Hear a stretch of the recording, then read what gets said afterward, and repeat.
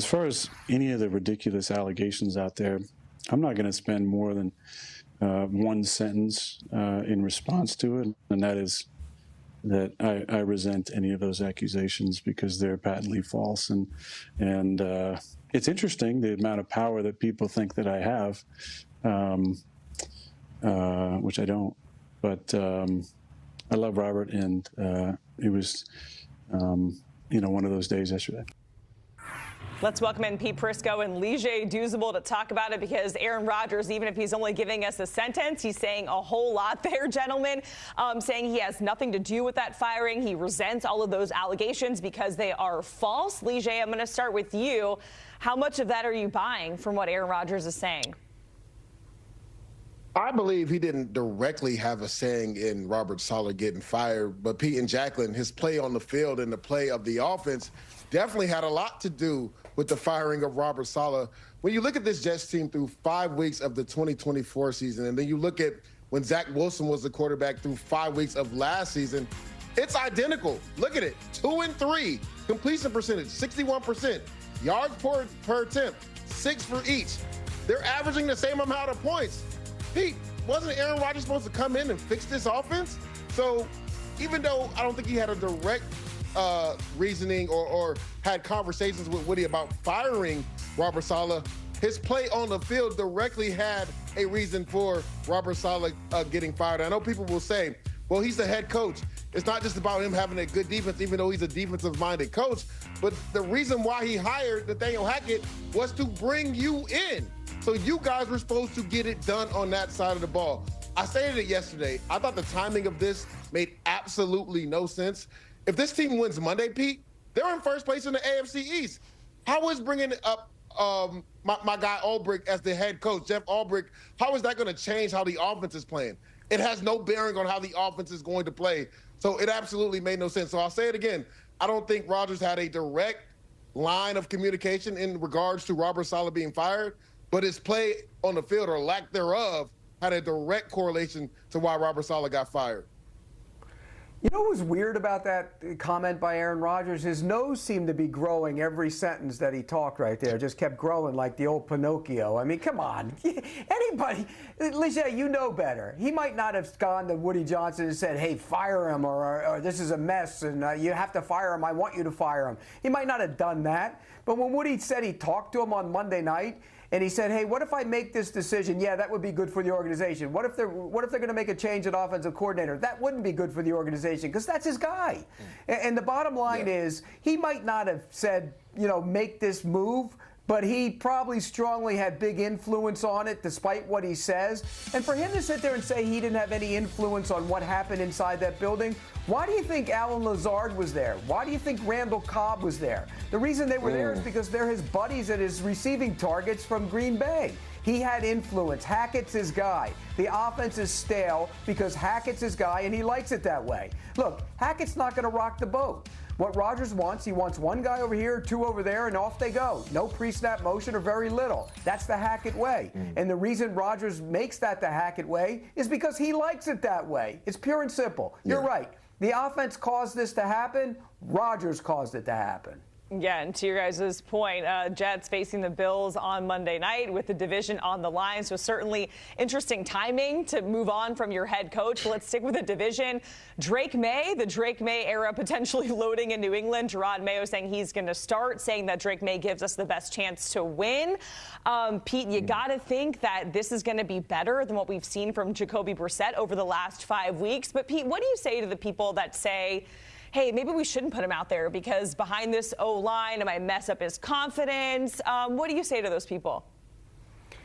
If you put a quarterback you drafted that high in the first round under center behind, no matter who he's playing behind, and anything that happens messes his confidence and messes with his head, then you drafted the wrong guy. Because bottom line is, yeah, it's not a great situation, but all great quarterbacks have to come out from bad things and troubling times. It's always been that way. Look at Peyton Manning. Go back and look at Peyton Manning's rookie year. He threw so many interceptions, everybody thought he was a bust. But he learned from that. And every quarterback you've ever talked to, every one of them I've ever talked to says, I learn more playing in one game than I would if I watched the entire season. So it makes sense. I thought they should have started him week 1. He will be fine. He's a quarterback. He understands the position. He'll get hit. He'll make mistakes. But he's the kind of kid that could come out from underneath him. If you were one of those quarterbacks who didn't, then you never were going to. That's who you were. You are what you are. And this kid has the makeup to be able to handle it. Yeah, we mentioned that Gerard Mayo saying that Drake Maye is going to give them the best chance to win. So here's more from Mayo on that decision to ultimately start Drake Maye over Jacoby Brissett. Take a listen. Going forward, I think now, Drake gives us the best chance to win now and going forward. He's been he's been getting better every single week, as I said before. At the end of training camp, he actually was trending, at a very high rate. And that has continued through the early part of the season. And so, it was solely my decision to make this choice. I had a conversation one-on-one with Jacoby. I had a conversation with Drake. We're all on board. And I would also say, Jacoby's a warrior, and he took the news very well, like a professional, like you would expect from a guy like that. So. Yeah, I think it's a great opportunity, something you dream of, getting your first start in the NFL. So really excited to get out there with the guys, take advantage of, having the full week to get prepared and try to put my best foot forward to help the team win. Lige, what do you make of those comments from Drake Maye and Gerard Mayo on make it in the start here against this Texans team that likes to pressure the quarterback and does a pretty good job of it? Yeah, one of the top teams in pressure rate coming off the edge, right? He's got to deal with Danielle Hunter and Anderson from one end. But I'm with Pete. Me and Pete, watching the tape of Drake Maye during training camp, I was a guy in the beginning that said he shouldn't see the field the whole year. But as I watched him throughout training camp and watched him throughout preseason games, some of the concerns that I had for him in college, they kind of went away, which means he worked on his game, right? The top half and the bottom half equaling each other, right? Him going through his progression, staying in the pocket, making accurate throws. And you heard Gerard Mayo literally just allude to that, right? He was playing at a high clip going through preseason games. So you can tell right there, Pete, that maybe in the back of his head, he almost pulled the trigger and let him start the regular season, but decided to put him on the bench, let him learn a little bit more. Now he feels like it's the opportune time for him to go out. And I couldn't agree with it more. I'm with you, Pete. I thought he should have started the season because the only way to get better at football is to play football. And then another thing, you want him to build that rapport with these young receivers, Demario Douglas, right? Jalen Polk. You want him to build that rapport with his safety blanket, Hunter Henry. I think how they can help him, Pete, is they got to run the ball more. 18 rush attempts between Ramondre Stevenson and Antonio Gibson is not going to get it done when you have a rookie quarterback. Plus, both of those guys averaged over 6 yards a carry last week versus Miami. They have to run the ball more, probably get in 2 tight end sets to help that offensive line out, to protect them and let them build that rapport with those young receivers. But I ultimately believe this is the right move for the New England Patriots. Yeah, it's certainly a tall task. We just saw the stats there with the Patriots offense almost last in every single statistical category. Let's talk about the Saints. Their offense, it's a little bit different there. Their situation, a tale of two Saints teams between week 1 and 2 and 3 and 4 and so forth.